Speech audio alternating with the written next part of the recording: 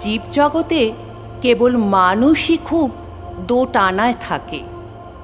আসলে শিক্ষিত রায় খুব ধন্দে থাকে। পাড়া সারমেয়দের দেখবেন, বেপাড়া সারমেয়দের অনুপ্রবেশে একজোট হয়ে রুখে দাঁড়ায়। কারণ জীবজগতে ওদের সংখ্যা মানুষের চেয়ে অনেক গুণ কম। যারা সংখ্যায় কম তাদের লড়াই করতেই হয়। অবশ্য মানুষও যে কখনো একজোট হয়ে রুখে দাঁড়ায় না তা নয়।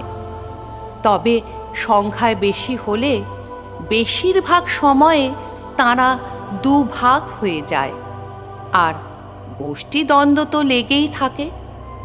এই যেমন এই সময়ে চারিদিকের এত উৎসবে অনেকেই আমোদ করে, আবার কেউ কেউ গোমরা মুখে ঘরে বসে থাকে। যারা ঘরে বসে থাকে তারা বলে এটা দুঃসময়। দুঃসময় থেকে সুসময়ে আসতে অনেক রাস্তা হাঁটতে হয়, কিন্তু অত সময় কই। নিজের বয়সের হিসেব করে কেউ কেউ ঝাঁকেই মেশে নানান ছলে। তবু ইতিহাস বলে প্রতিরোধের জোয়ার জলে মানুষের সংগ্রাম যায় না বিফলে।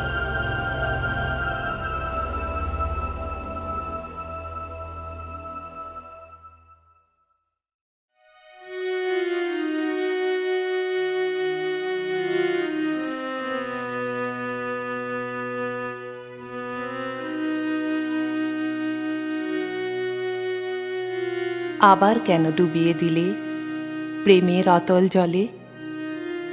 কেন আবার জীবন দিলে ভালোবাসার ছলে? বেশ তো ছিলাম একা একা আপন গৃহকোণে।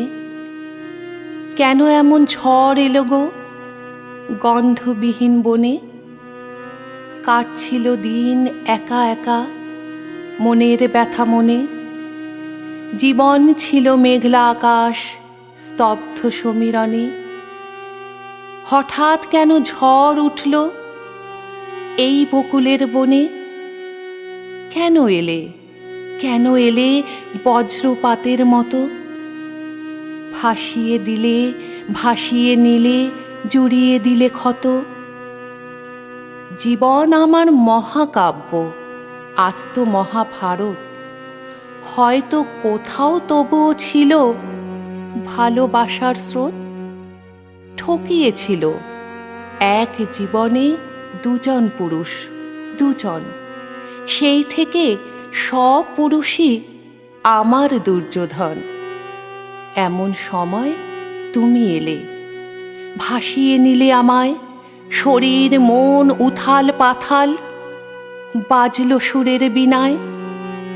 কেন এলে, কেন এলে, জ্বালিয়ে দিলে বাতি। তোমায় ছাড়া এখন যে আর কাটবে না দিন রাতি।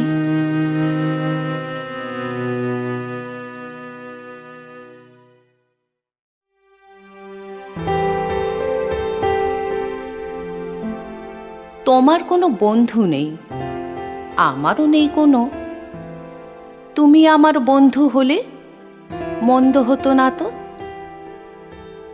আমি যদি শেয়ার করি আমার দুঃখ যত, মন দিয়ে সব শুনবে নাকি সময় দেবে তত? মুখোমুখি বসবো আমরা, সামনে থাকবে কফি। জট ছাড়াবো নিজের নিজের সমস্যা সব যত। তুমিও বলবে উজাড় করে, মন দিয়ে সব শুনবো। দুষ্টুমি করে জানবো তোমার বয়ফ্রেন্ড আছে কত।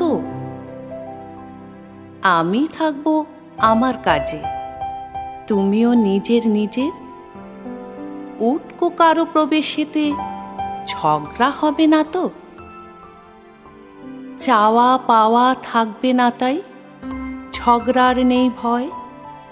শেষ পর্যন্ত হবে ঠিকই যেন বন্ধুত্বের জয়। সব সম্পর্ক নষ্ট হয়, বন্ধুত্বের হয় না।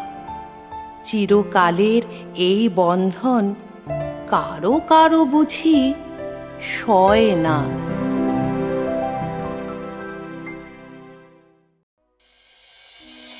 নমস্কার, আপনারা শুনলেন স্মৃতিশ্রুতির প্রযোজনায় কাজল ছুরির রচনা ও তাঁর সৃষ্টি। লাইক, কমেন্ট, শেয়ার করুন এবং ভালো লাগলে অবশ্যই সাবস্ক্রাইব করবেন। ধন্যবাদ।